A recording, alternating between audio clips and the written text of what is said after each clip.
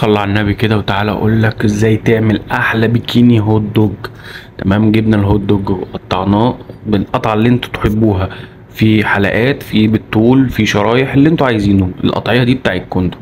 بعد كده هنجيب بصلتين وطماطميتين وقرنين فلفل ونقطعهم جوليان كده رفيع جدا، ونجيب معاهم فصين توم، فصين التوم دول لوحدهم.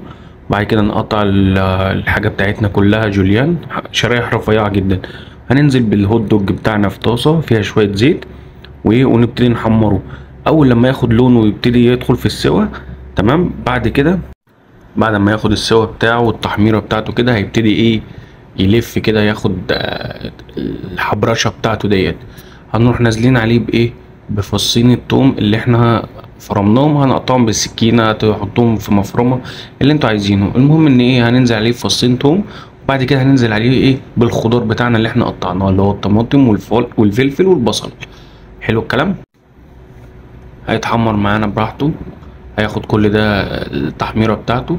اول لما كل الخضار اللي احنا حاطينه عليه دوت يبتدي يدبل، هننزل عليه بمعلقة كاتشب كبيرة، ولو في مستردة يبقى زي الفل برضو، معلقة مستردة كبيرة وننزل عليه. انا ما حطيتش مستردة عليه، انا حطيت بس معلقة كاتشب كبيرة وقلبتهم مع بعض.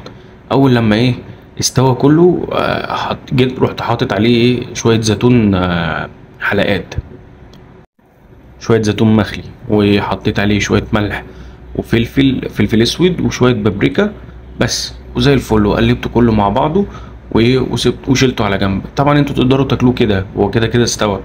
انا بقى جبت فينو، فتحته وحطيت فيه الحشو بتاعنا.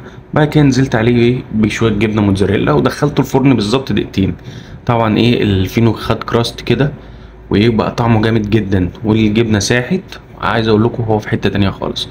تقدروا تحمروا جنبه شويه بطاطس، يعني تعملوا اللي انتوا عايزينه. تقدروا الحشو دوت اللي هو الهوت دوج دوت تعملوه في الحشو بتاع الكريب.